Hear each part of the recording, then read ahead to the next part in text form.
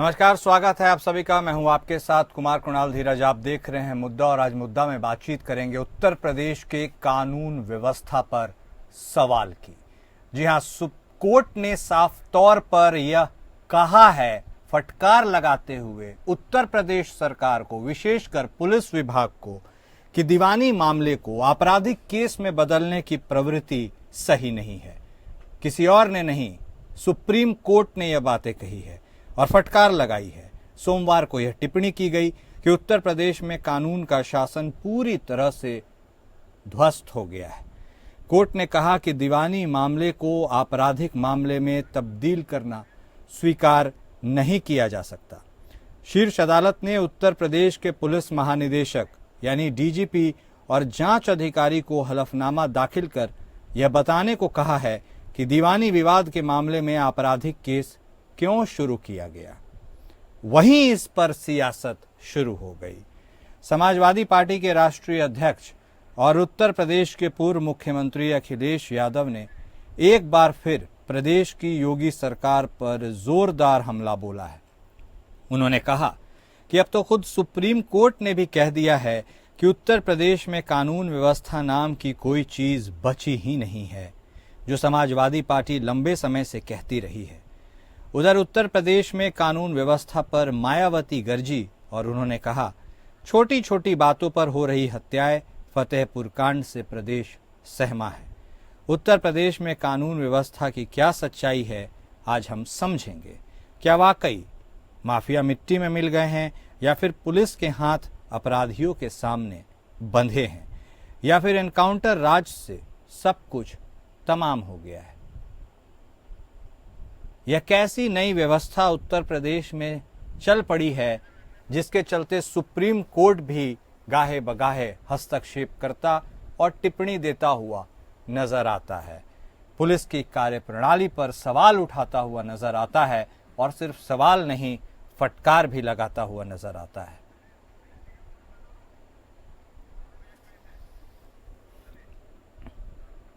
और पुलिस की कार्यप्रणाली पर ही संदेह और सवाल उठना क्या उत्तर प्रदेश के सुशासन की एक नई थ्योरी को उजागर करता है?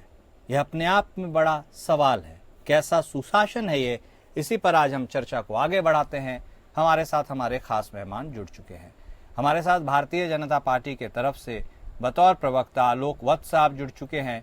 समाजवादी पार्टी के तरफ से बतौर प्रवक्ता संत कुमार पासी साहब भी हमारे साथ जुड़ चुके हैं। आप दोनों खास मेहमान का स्वागत है। शुरुआत वत्स साहब आप ही के साथ।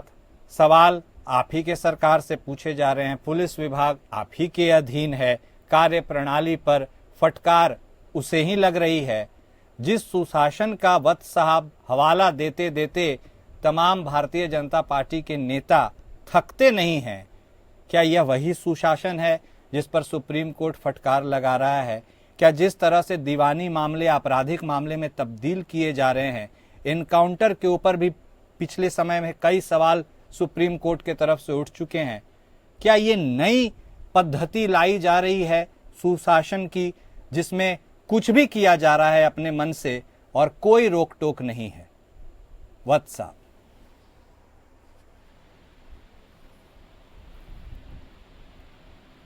हेलो वत्स साहब, आवाज आ रही है आपको?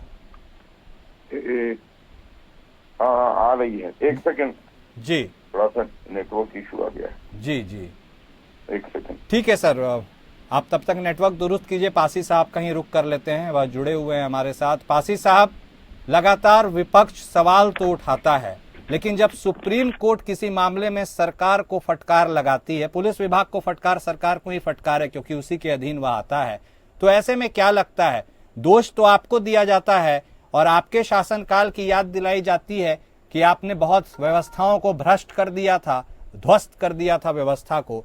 लेकिन यहां पर तो सुप्रीम कोर्ट की टिप्पणी से लगता है कि भाई अभी मौजूदा घटनाक्रम में जो कुछ हो रहा है वह तो और भी खतरनाक है।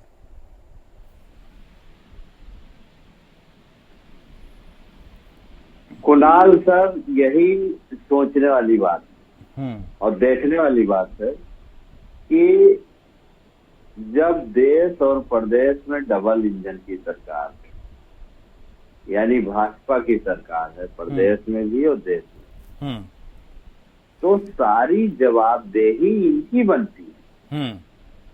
लेकिन ये क्या करते हैं कि ये जो है सवाल विपक्ष से करते हैं। मतलब जिम्मेदार ये इनकी सरकार है, लेकिन ये सवाल विपक्ष से करते हैं और विपक्ष पर आरोप लगाते हैं। आपको लगता है सर कि कानून के पर्दे में ही कानून की धज्जियां उड़ाई जा रही हैं? जी बिल्कुल, हाँ बिल्कुल। अब आप देखिए 26 मार्च को जब रामजी लाल सुमन के घर पे टांडी सेना द्वारा हमला हुआ, तो पुलिस बकायदा साथ में गई और तोड़फोड़ होता रहा और पुलिस देखती रही। कुछ ऐसी घटनाएं प्रदेश में होती हैं। अभी अब जो परसों की घटना 1090 चौराहे लखनऊ की है, उसमें भी जो है हमारे राष्ट्रीय अध्यक्ष माननीय अखिलेश यादव जी को आप सब कहे लोगों ने, वहां भी पुलिस मौजूद थी।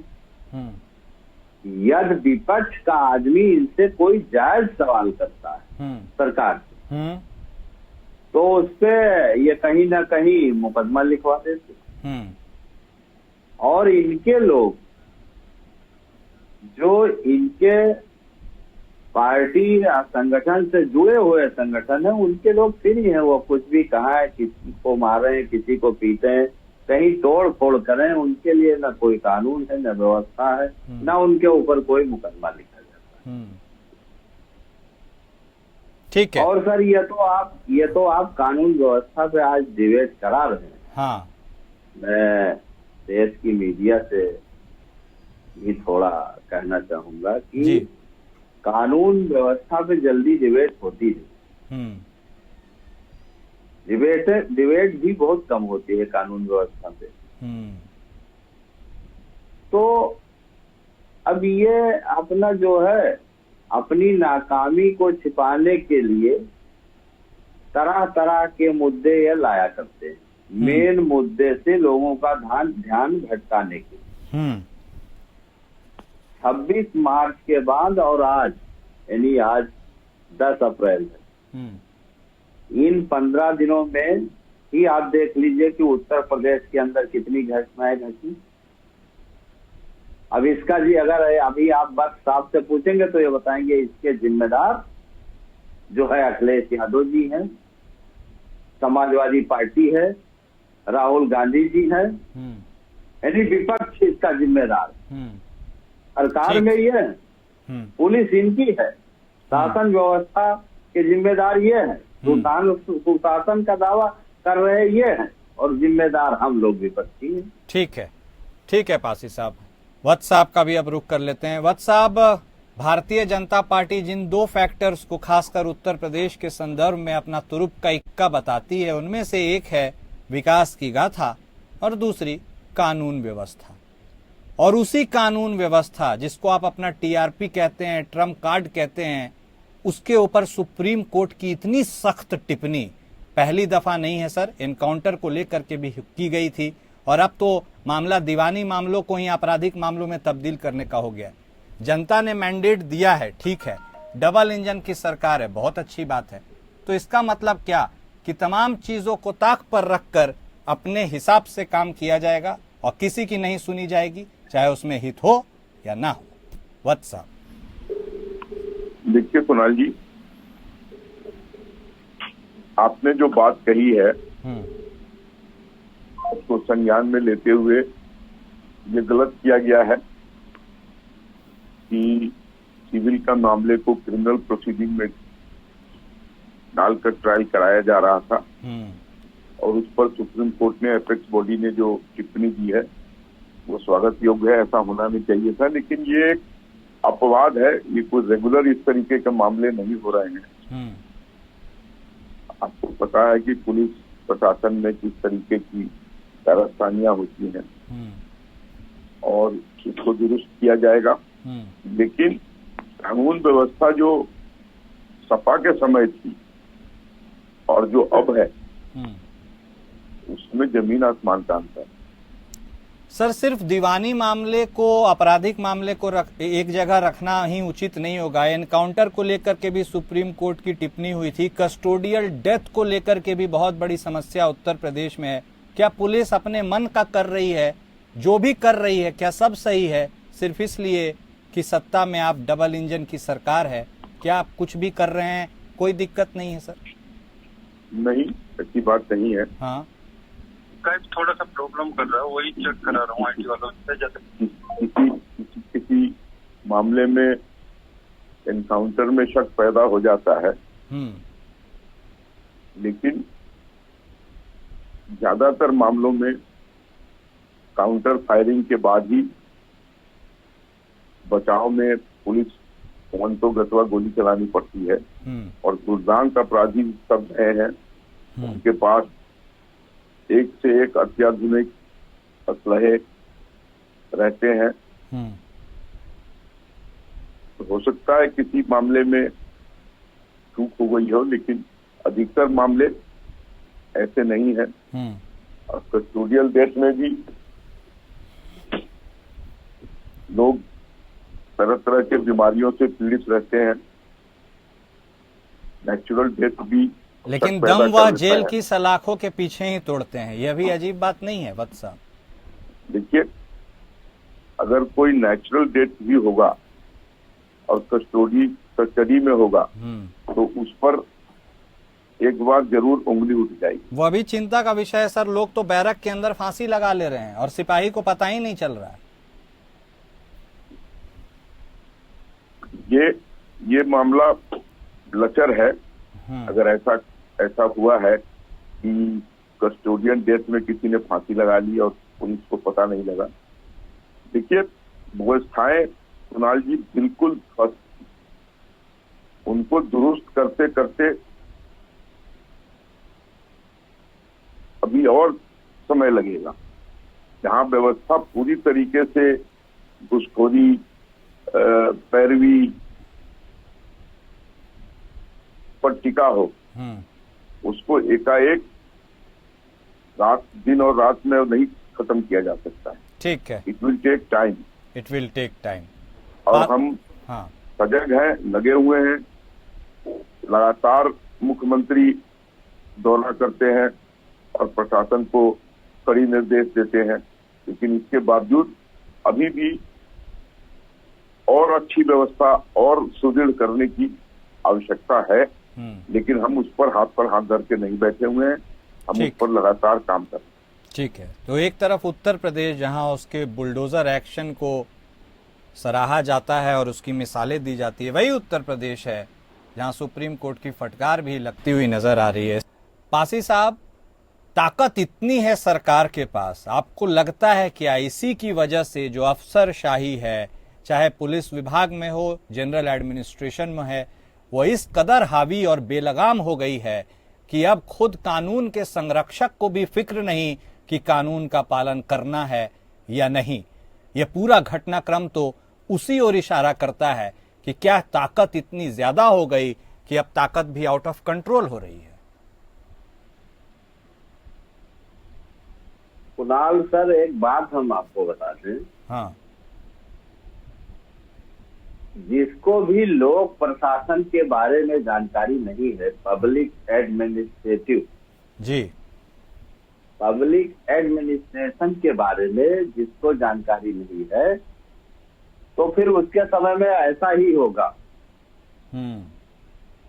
इस बात से मैं सपा में जरूर हूं, लेकिन इस बात से कोई इनकार नहीं कर सकता है कि पूरे उत्तर प्रदेश के लोग ये बात स्वीकार करते हैं कि शासन व्यवस्था के मामले में मायावती जी के बराबर कोई नहीं।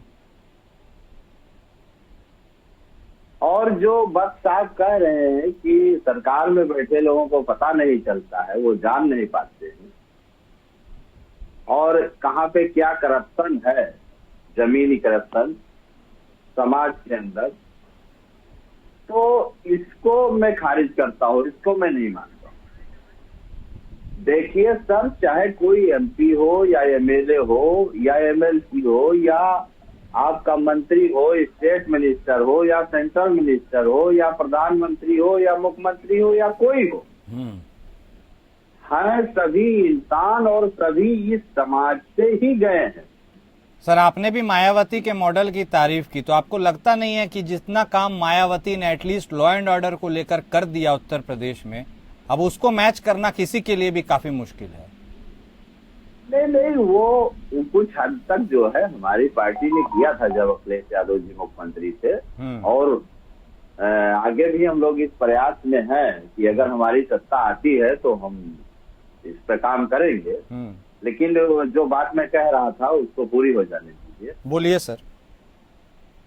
तो कोई भी नेता, चाहे वो मुख्यमंत्री हो चाहे प्रधानमंत्री हो, वो कोई आसमान से नहीं आया है। सारे लोग इसी जमीन से, इसी समाज से गए, और सारे लोग स्कूल में पढ़े हैं, सारे लोगों के पास खेती पाती घर द्वार सब है। सभी को मालूम है कि भ्रष्टाचार करप्शन कहाँ है, सभी को मालूम है, किसी को बताने की जरूरत नहीं। ये अगर ईमानदारी से काम करना चाहे, मैं पार्टी से हट के बोल रहा हूँ, ये अगर ईमानदारी से काम करना चाहे तो सारा करप्शन दूर हो सकता है। लेकिन जब उसमें लोग खुद लिप्त होना चाहें तो फिर दूर कहाँ से होगा। तो मतलब कि आप मंशा या नियत की ओर इशारा कर रहे हैं? जी बिल्कुल। अगर इनकी मंशा ये हो कि हम इस करप्शन को खत्म करेंगे, तो करप्शन खत्म हो सकता है, इसमें कोई दो राय नहीं।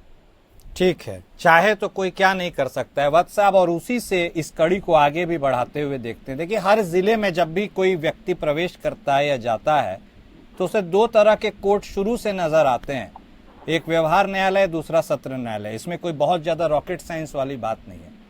पुलिस विभाग को ही यह समझ में नहीं आ रहा है कि कौन से मुकदमे व्यवहार न्यायालय में चलाने और कौन से सत्र न्यायालय में। ये तो अजीब सा मामला हो गया है कि इधर से उधर ही ट्रांसफर हो जा रहा है। तो इतना खर्चा, इतना बिल्डिंग, इतने जज, इतने पैरवीकार, इन सब की जरूरत ही नहीं है। एक ही न्यायालय बनाइए, अपने हिसाब से चलाइए। देखिए कुमार जी, ऐसा नहीं है। मैंने माना कि इस मामले में चूक हुई है, और अभी खुद आशीष जी कह रहे थे कि मायावती जी का शासन में लॉ एंड ऑर्डर बहुत अच्छा था। मैं इनकी बात का स्वागत करता हूं, लेकिन मायावती जी के राज में जो अन्य कारनामे थे, शायद उसका इनको पूरा ज्ञान नहीं है, या उसके ऊपर ये बोलना नहीं चाहते। मैंने केवल लॉ एंड ऑर्डर में उनकी बात कही। अब आप उसको कहीं ले जाएं, ये आपकी इच्छा है। हमारा कहना केवल लॉ एंड ऑर्डर के विषय में। जिस तरीके से उस समय क्राइम का ग्राफ घटा था, ये सच है, और जिसको यकीन ना हो वो उस समय का क्राइम ग्राफ देख ले। ठीक है। आज भी क्राइम ग्राफ में बढ़ोतरी नहीं है पासी जी। कुछ छिटपुट घटनाएं हुई है इस तरीके की जिस पर उंगली उठी है, लेकिन क्राइम बहुत हद तक कंट्रोल में है। और सबसे बड़ी बात, जो घूसखोरी का आलम मायावती जी के राज में था या अखिलेश जी के राज में था, उसका कहीं नामो निशान नहीं है। कोई मिनिस्टर जेल नहीं जा रहा है, किसी के ऊपर केस नहीं दर्ज हो रहा है कि किसी घोटाले में लिप्त हो। ये भी प्रदेश के लिए एक बहुत बड़ी बात है। जिस तरीके से प्रदेश में लूट हो रही थी, वो सब बंद हो चुका है। तो वत्स साहब, उत्तर प्रदेश के संदर्भ में आपको लगता है क्या वाकई माफिया मिट्टी में मिल गए हैं, या फिर कुछ गिने चुने टारगेटेड माफिया ही मिट्टी में मिले हैं और अन्य पर्दे के पीछे से काम कर रहे हैं, और जिनके आगे संभवतः पुलिस भी थोड़ी बेबस है? आपको लगता है ऐसा, या आप इसे नकारते हैं? ऐसा नहीं है। मैंने कहा ना, हाँ, जो व्यवस्था हमें मिली वो बिल्कुल ध्वस्त थी। सारे लोग घुटने से भी नीचे बैठे हुए, सारी व्यवस्थाएं, उसको ऊपर उठाने में हम दिन रात लगे हुए हैं।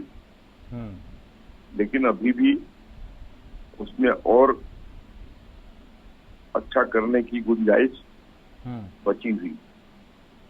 लेकिन समय रहते निकट भविष्य में चीजें और सुदृढ़ होती चली जाएंगी और इस तरीके की बातों का कहीं समावेश नहीं मिलेगा। वत्स साहब, लेकिन एक और सवाल यह भी है, नहीं वो तो ठीक है, आप ऑप्टिमिस्टिक हैं, आप उस हिसाब से बात कर रहे हैं। हर चीज यदि सुप्रीम कोर्ट टिप्पणी करेगी और तभी एक्शन होगा या कार्रवाई होगी, ये अपने आप में विडंबना नहीं है सर? इतने दूर पहुंचकर वहां से आदेश मिलेगा तभी होगा, लोअर कोर्ट्स, हाई कोर्ट्स और सुप्रीम कोर्ट तक ये मामले पहुंचेंगे तभी गूंज सुनाई देगी, उसके पहले सब कुछ अनसुना सा रहता है। देखिए, मैं आपकी इस बात से सहमत हूँ कि इस तरीके के एपेक्स बॉडी तक जाने की गुंजाइश नहीं होनी चाहिए। हाँ, लेकिन इस बात को भी मानता हूँ कि लोअर कोर्ट्स में और उसके ऊपर के कोर्ट में भी ठीक करने की गुंजाइश है। वहां भी चीजें सहज रूप से नहीं ठीक हो पाती हैं जी। सब व्यवस्थाओं को टाइट करना होगा और ताकि लोगों को निष्पक्ष फैसला मिल सके। ठीक है, ठीक है पासी साहब, देखिए साफ तौर पर साफगोई से वत्स साहब कहे जो व्यवस्थाएं उन्हें मिली हैं उन्हें ठीक करने में भी और वक्त लगेगा, और जो व्यवस्थाएं उन्हें सौंपी गई थी वो उस वक्त रसातल में थी। ऐसे में आपको लगता है कि यह जो पक्ष वत्स साहब रख रहे हैं इससे आप कितना सहमत हैं, असहमत हैं? क्लोजिंग कमेंट के जरिए वो भी बता दीजिए। देखिए सर, हमारे प्रधानमंत्री जो देश के प्रधानमंत्री हैं आदरणीय मोदी जी, जब 14 में ये प्रधानमंत्री बने और 19 आ गया धीरे धीरे, तो आपने कहा कि मुझे अब 5 साल का समय और चाहिए। फिर 19 में आ गए, 24 आ गया। तो वत्स साहब के कहने के अनुसार आप ये नहीं बताते कि आपको व्यवस्था सही करने के लिए कितना समय चाहिए, बस समय चाहिए, ऐसे तो पूरी जिंदगी निकल जाएगी समय लेते लेते। ये तो जनता के साथ विश्वासघात वाली बात है। पहले आपने कहा था कि सबको देखा बार बार, भाजपा को देखो एक बार, तो जनता ने देखा। अब आप इस तरीके से घप वाली बात ना करें। आप समय आपने 14 में मांगा, फिर 19 में मांगा, फिर 24 में मांगा, कितना समय चाहिए? कौन सा ये इतना बड़ा काम है? इतना शक्तिशाली कार्यपालिका आपके पास प्रदेश में मौजूद है, देश में मौजूद है, आप अपने कानूनों का पालन नहीं, आपकी कार्यपालिका कानूनों का पालन नहीं करा पा रही। ठीक है, ठीक है सर, बहुत धन्यवाद आप दोनों खास मेहमान का इस चर्चा में शामिल होने के लिए और जुड़ने के लिए। तो एक तरफ सत्ता पक्ष की तरफ से बात आती है कि और वक्त चाहिए, तो विपक्ष कहता है एक बार मौका मांगे थे, आपको तो अब हर बार मौका ही चाहिए। और इसी के बीच जनता चुपचाप खड़ी सब कुछ देख रही है और समझ भी रही है कि आखिर किस ओर देश और प्रदेश जा रहा है, फैसला उसी का फाइनल है। मुद्दा में आज बस इतना ही। नमस्कार।